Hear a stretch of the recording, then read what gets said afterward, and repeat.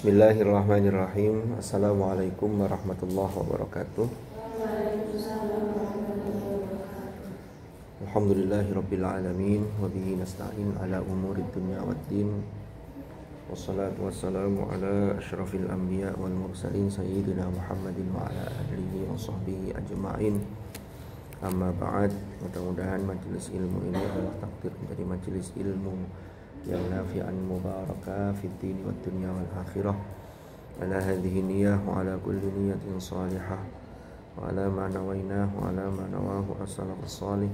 Thumma ila hadratin nabiyil mustafa rasulillah sayyidina Muhammadin sallallahu alaihi wasallam wa ila hadrati ikhwanihi minal anbiya wal mursalin was sahabati wat tabi'in wal ulama'il 'amilin wal musannifin wa a'immatil mujtahidin wal qurra wal mufassirin wa jami'il malaikatil muqarrabin khususan ila muallif kitab at-tibyan fi adabi hamalatil Qur'an al-Imam Yahya bin Sharaf an-Nawawi asy-Syafi'i wa jami'i usulihi wa furu'ihi wa ila jami'i masyayikhihim wa usulihim wa furu'ihim wa nafa'ana bihim wa bi ulumihim fid dharain amin.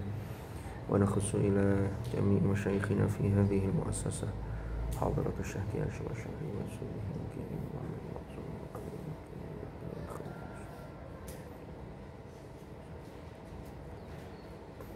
wa jami'i asatidz fi hadhihi al-mu'assasah. Al-Fatihah.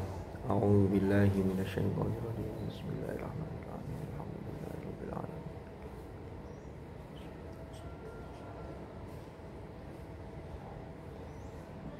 Alhamdulillah. Ini tadi saya ngaji di musola itu loh. Padahal tadi mulainya habis jamaah subuh langsung ngaji. Ternyata nyampe sini masih 4:30. Jadi kita masih cukup waktu ya. Iya, waktu itu ternyata bisa berhenti. Waktu nggak bisa berhenti ya, yang berhenti jamnya karena baterainya bermasalah. Bismillahirrahmanirrahim. Qala al-muallif rahimahullahu ta'ala wa nafa'ana bihi wa bi'ulumihi fid dharain amin. Wa an Aisyata, dan diriwayatkan dari Sayyidah Aisyah radhiyallahu anha, qalat, dawuh sapa Sayyidah Aisyah. Ini kayaknya sudah ini yang ini ya. Hah? Oh iya sih, ya gak apa-apa. Sing yang hari Ahad setelah Idul Adha, hari Jumat itu ya. Terus Ahadnya, terus setelah itu saya kan ndak ngaji sampai liburan itu ya. Oh makanya ya wes apa wes. Soalnya yang teman-teman yang di lokal Kiai Maksum Ali yang di Hufat waktu itu sibuk bakar sate kayaknya. Apa pas libur tadi itu Mbak juga? Hah? Pas libur tadi itu? Iya, mantun hari raya itu kan. Padahal hari rayanya pun mantun. Bismillahirrahmanirrahim. Wa an Aisyah radhiyallahu anha qalat, amara memerintahkan kepada kita, ing kita, ing kami. Sapa Rasulullah sallallahu alaihi wasallam memerintah an nunazzila ing yen toh menempatkan sapa kami, ing yen toh memposisikan sapa kami, annasa ing orang-orang, annasa ing orang-orang, manazilahum ing sesuai posisi atau kedudukan mereka, manazilahum sesuai kedudukan mereka.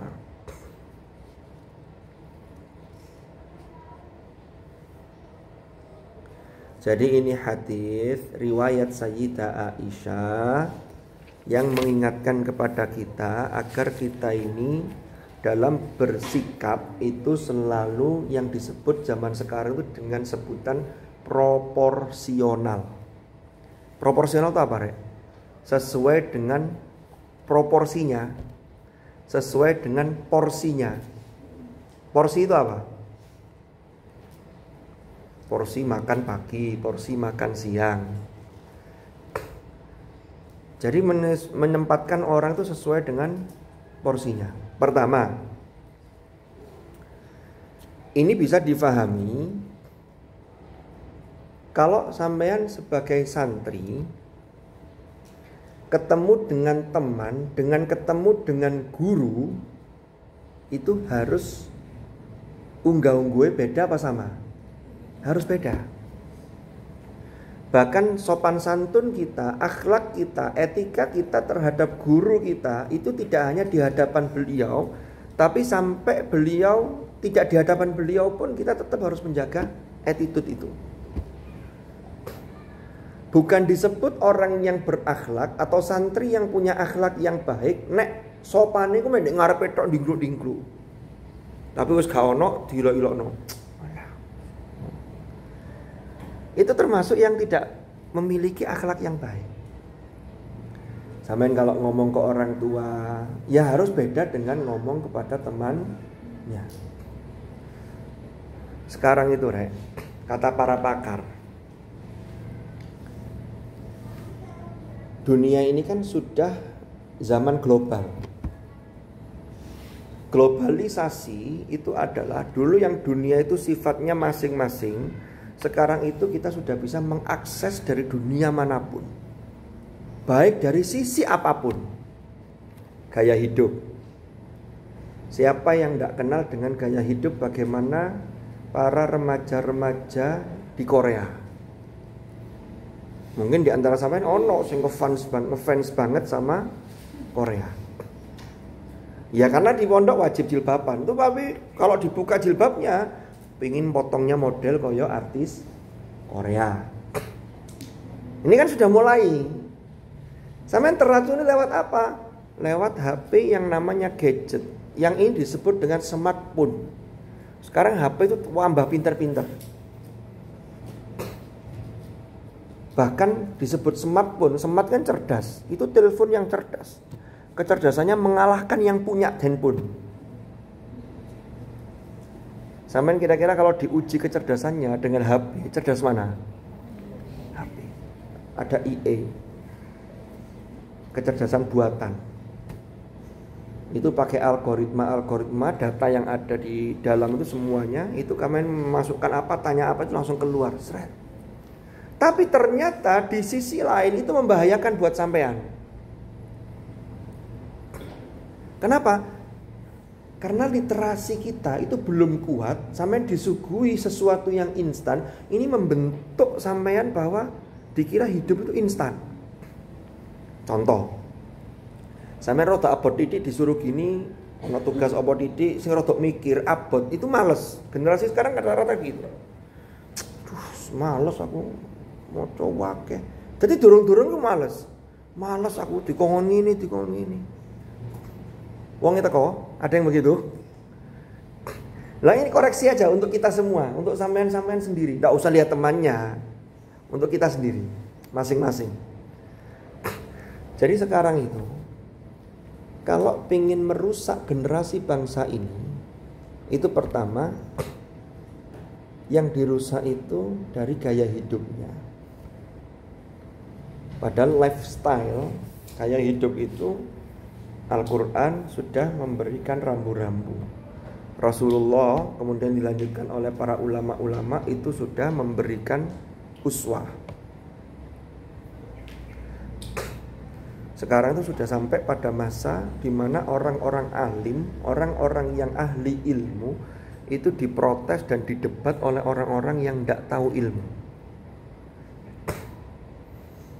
Kemarin yang rame fatwa tentang sonhor. Kamu ngikuti nggak waktu pulang kemarin? Ulama sejawa Madura Bahthul Masail mengambil beristidlal, mengambil dalil, kemudian menetapkan hukum bahwa sonhor itu lebih banyak madharatnya.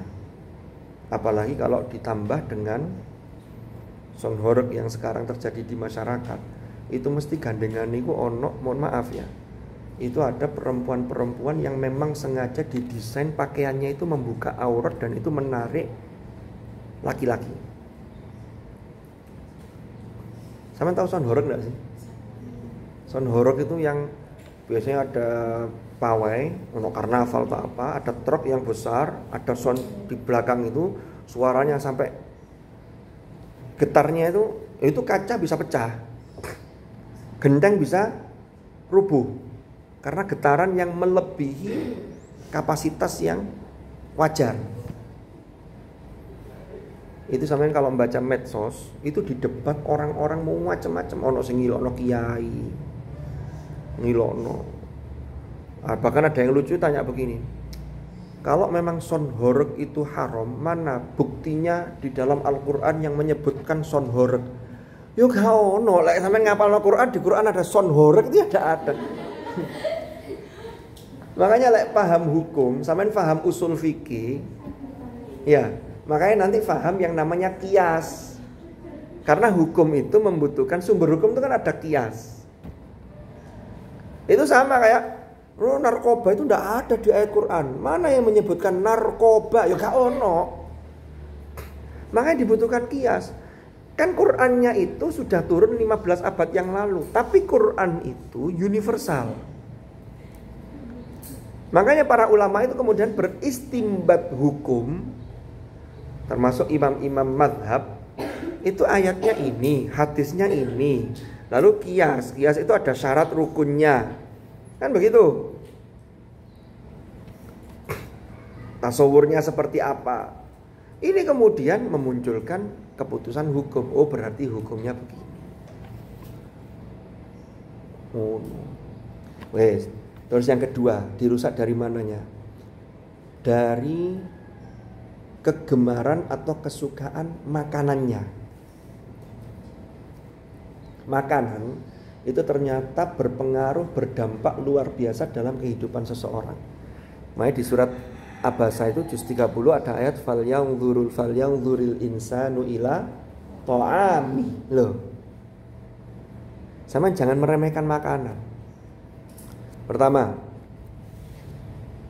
makanan itu yang disusupkan kepada kita hari ini, itu kita mindsetnya diubah dulu. Mindset itu apa? Cara pandang, cara berpikir. Orang makan pecel itu dianggap kuno, makan lodeh itu kuno, makan sayur asam itu kuno. Tapi sekarang makannya itu apa? Makanan-makanan Korea itu apa? Dimsum, takoyaki, apa lagi? Seblak, enggak seblak. Ramen. Itu ramen itu belum makan sudah rame duluan. Ramen. Sampean kenalnya itu tapoki, raboki. Tahu tapoki? Tapoki. Kan ada itu ya. Terus sampean meninggalkan sing iki mang gak seneng. Pertama, terus mana anak apa? Odeng. Ya odeng ya. Apakah itu tidak boleh? Boleh, tapi yang berbahaya itu ketika mindset sampean hanya kepada makanan-makanan itu, yang ini ditinggalkan. Padahal makanan Indonesia yang tradisional, yang asli itu mengedepankan bagaimana untuk pola hidup sehat. Kalau makanan-makanan itu kan makanan-makanan frozenan, instan. Dan itu kesukaan sampean kan? Ya walaupun tidak suka juga ada, tapi sing akeh ku arek generasi sampean itu seneng. Nanti kalau sampean sudah dewasa, karena sudut pandangnya itu, sampean jadi ibu-ibu, masak itu males. Ribet masak di pawon, terus tuku iki ae. Anaknya dikasih makanan. Padahal dampak makanan itu bahayanya luar biasa. Pertama, halal saja itu belum tentu thayyib. Yang diperintahkan di Al-Quran itu halalan thayyibah. Tapi kalau thayyib mesti halal. Tapi kalau halal belum tentu thayyib. Loh saiki loh. Nek sampean itu bendino ya sesekali jajan-jajan begitu ya boleh lah. Tapi jangan kemudian itu merubah mindset sampean. Kemudian mengalahkan umpama dimasakkan di pondok, sayur sop, sayur asem. Apa ini? Mestinya pondok itu sudah harus masakannya tapoki, raboki.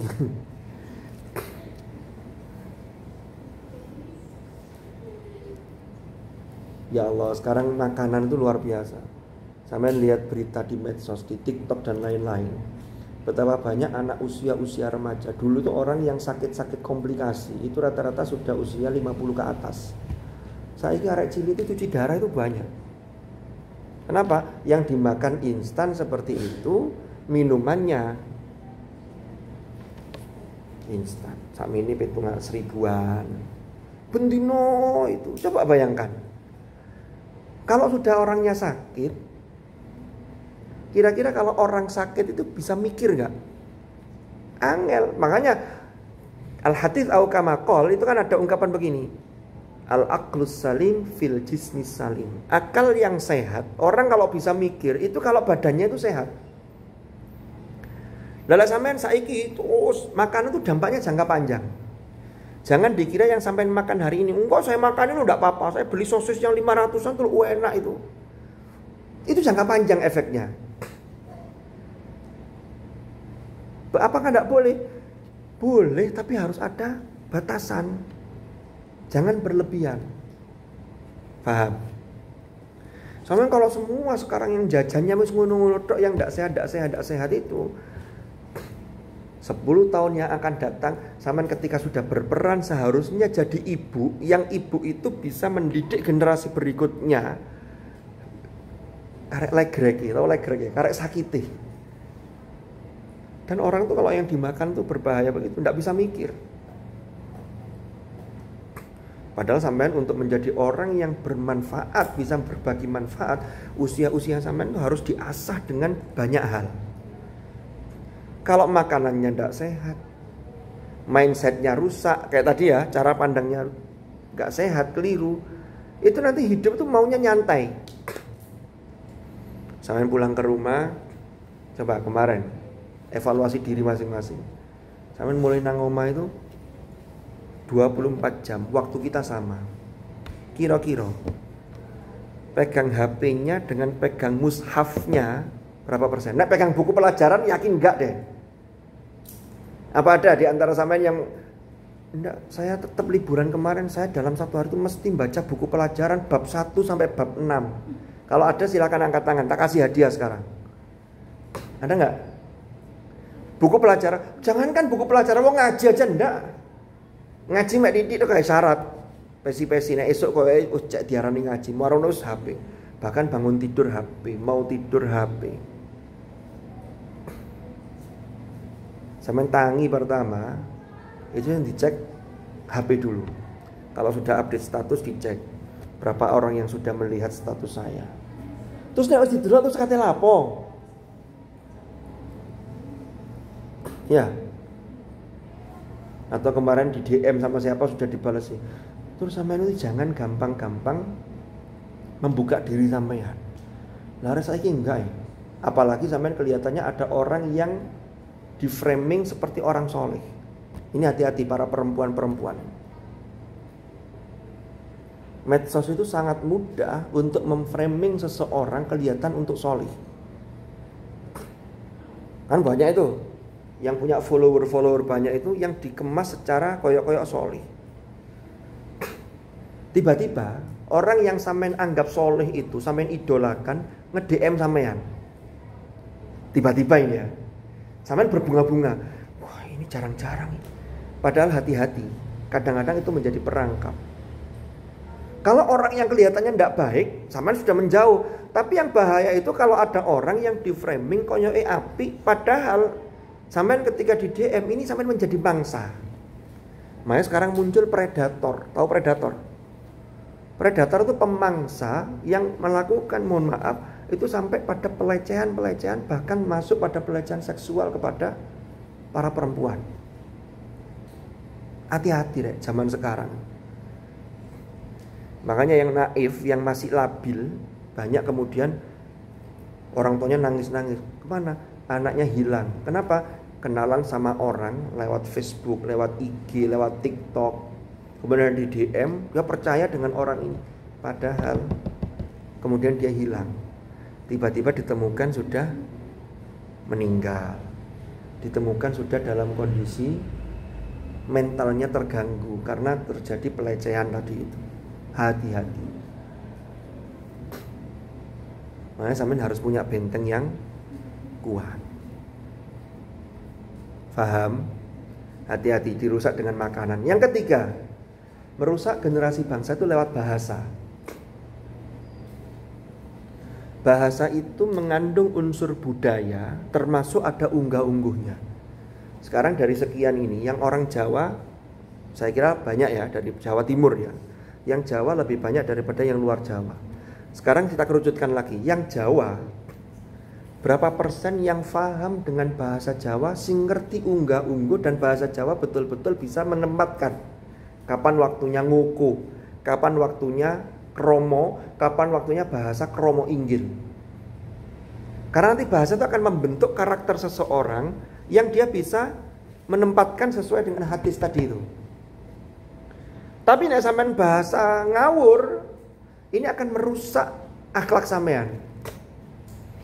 Nah saiki sing paham basa Jawa alus bisa unggah-ungguh itu berapa persen dari antara kalian? Loh ini loh. Jadi kita tuh hari ini sudah diserang dari berbagai sisi. Hati-hati. Terutama tadi itu zaman sekarang. Jadi orang itu gampang memframing diri sebagai orang yang baik.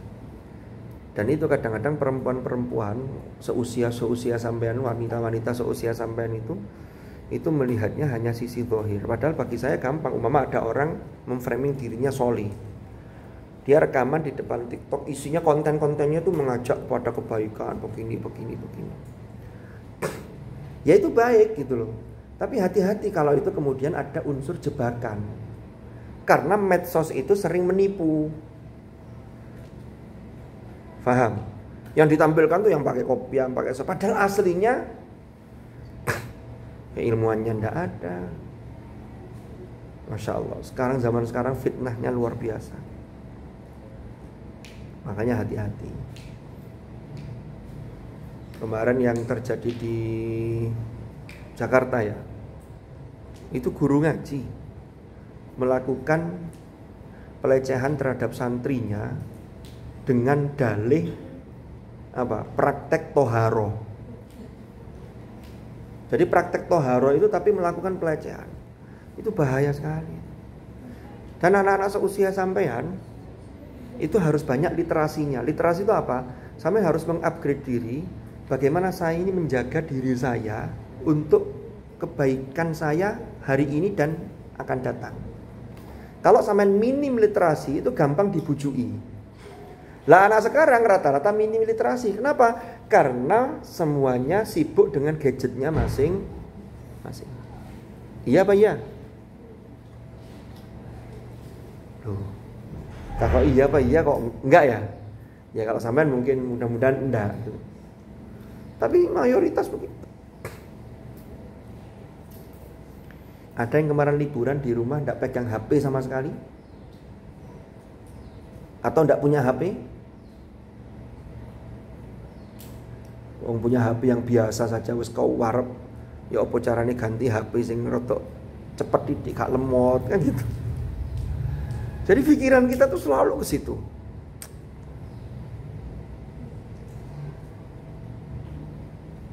Ayolah, mumpung sampean masih di pondok, mumpung di usia-usia masih muda. Ayo perbaiki diri kita, termasuk ketika pulang liburan. Kita menggerakkan jempol kita itu tidak ada habisnya. Lihat TikTok mama, seret. Yang gerakkan cuma jempol kan? Apa ada yang gerak semuanya? Enggak, itu cuma jempol tok. Tapi hati-hati. Seret. Sampai waktu itu habis. Suruh kora-kora ndak mau, suruh nyapu alasan, suruh ngepel masih capek. Tapi sibuk dengan saya cerita begini ini karena generasi saya itu beda dengan generasi sampean. Saya bersyukur hidup pada generasi di mana ketika itu belum ada gadget. Di usia sanawiyah aliyah, saya aliyah akhir itu baru muncul HP, tapi itu pun masih sangat mahal, belum terjangkau harganya, dan internet belum seperti hari ini. Sehingga saya lebih banyak, saya mulai kelas 2 sanawiyah, kelas 2 MTS, itu sudah hobinya itu setiap bulan. Saya waktu itu di pondok di MK, saya ke Bina Ilmu Cukir. Setiap bulan itu saya beli buku bacaan itu di luar buku sekolah, di luar buku wajib sekolah. Dan ternyata bacaan yang saya baca di MTS, bacaan yang saya baca ketika aliyah, jam istirahat ke perpus, itu dampaknya itu 20 tahun kemudian. Bayangkan kalau sampean sekarang literasinya minim, mek gadget, tok hiburan yang sifatnya instan dan sesaat. Ya kalau yang ditonton masih ngajinya Gus Bah, ngajinya ini cik lumayan. Bayangkan bagaimana sampai nanti 20 tahun yang akan datang. Hari ini mungkin sampean masih difasilitasi oleh orang tua, tapi kan orang tua kita itu tidak akan menemani kita selamanya. Sampean harus mandiri. Iya, nek sampean itu kemudian dapat suami yang tepat dari sisi ekonominya mapan, keilmuannya mantap. Sampean tinggal leha-leha. Kan hidup itu kan bukan sesuai dengan keinginan kita. Kita boleh bercita-cita, kita boleh berkeinginan, tapi keinginan baik itu harus diimbangi bagaimana kita ini memantaskan diri kita. Ada yang punya angan-angan, punya cita-cita suami yang soleh, semuanya kepingin. Kalau bisa ndak hanya soleh, tapi kaya sehingga saya tercukupi. Semuanya pingin? Ya pingin. Yang alim, yang pinter, ada yang pingin? Ya pingin. Saya sering menyampaikan, nek sampean kepingin yang begitu, pertanyaan besarnya, sudahkah kalian memantaskan diri untuk mendapatkan spek yang seperti itu? Lha awake dhewe ngene-ngene kok njaluk spek sing larang, ya kok dhisik spek yang tinggi. Jadi gitu, Rek. Yang kedua, hadis ini bisa difahami begini. Rasulullah itu memerintahkan untuk kita itu menempatkan orang sesuai dengan posisinya. Itu termasuk menempatkan orang itu harus tepat. Contoh, dari sekian orang ini, umpama ada ketua pengurus. Ketua pengurusnya siapa sekarang di Hufat? Hah? Oh iya, ketua pengurus buat perangkat. Oh, iki cocoknya. Itu harus, pemimpin itu harus bisa melihat orang ini cocoknya bisa memobilisasi dan ini cocoknya di mana. Walaupun dalam kondisi terpaksa kadang-kadang orang tetap harus belajar. Oh, ini cocoknya di pendidikan, ini cocoknya di keamanan, ini cocoknya di kebersihan, begitu. Itu harus bisa melihat itu. Jadi orang yang punya leadership yang baik itu bisa melihat potensi itu. Itulah yang dilakukan Rasulullah. Rasulullah tahu sahabat-sahabatnya. Oh, orang model seperti Abu Bakar itu cocoknya diberi peran begini. Karena Abu Bakar itu tipenya beda dengan Umar. Kan begitu? Beda dengan Utsman, beda dengan Ali. Utsman itu kaya raya, konglomerat, dermawan, diposisikan begini. Ali lebih pada keilmuannya, walaupun sahabat yang lain juga keilmuannya luar biasa, tapi Ali luar biasa.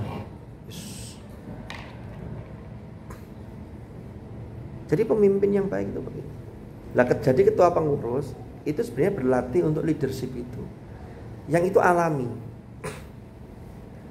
Karena nanti di masyarakat, ya umumnya dengan jadi ketua ibu-ibu PKK, nah ini jadi bisa.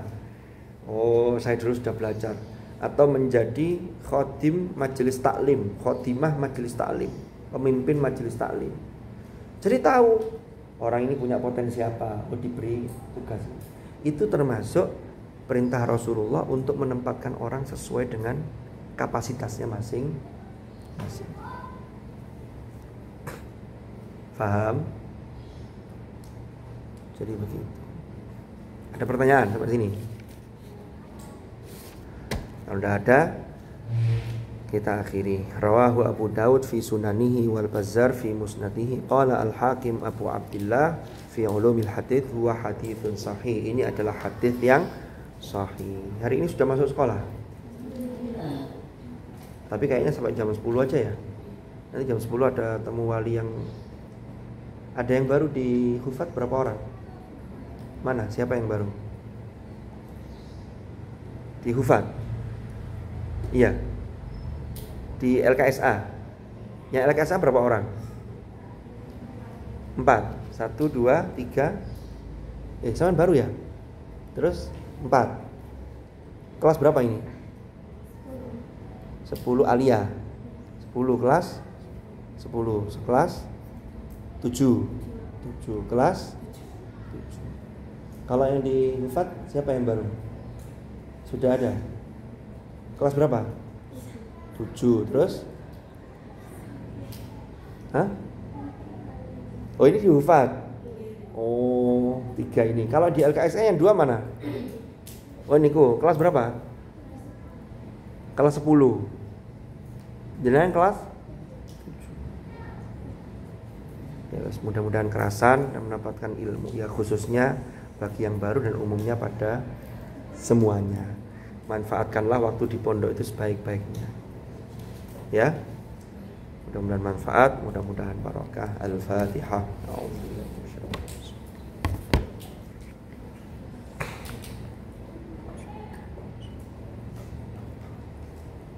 Bismillahirrahmanirrahim. Alhamdulillahirabbil alamin. Allahumma shalli wa sallim ala sayyidina Muhammadin karimil abai wal ummahat.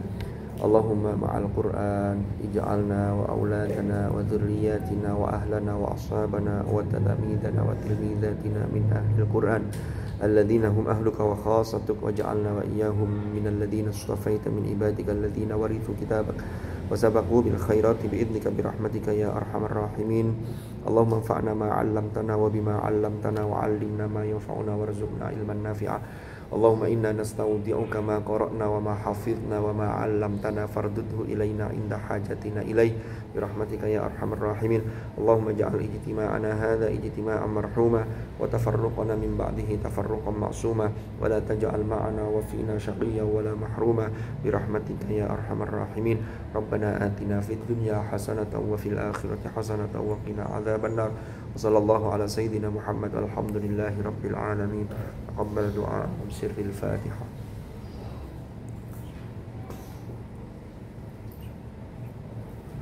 Allahumma rahamna bil Qur'an waj'alhu lana imaman wa rahmah. Allahumma dzakkirna bima nasina wa 'allimna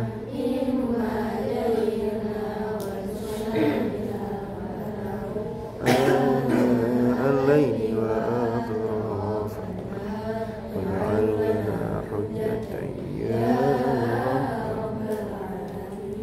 سبحانك اللهم وبحمدك أشهد أن لا إله إلا أنت أستغفرك وأتوب إليك. صلى الله على سيدنا محمد. الحمد لله رب العالمين. هدانا الله وإياكم أجمعين. العفو منكم. السلام عليكم ورحمة الله وبركاته.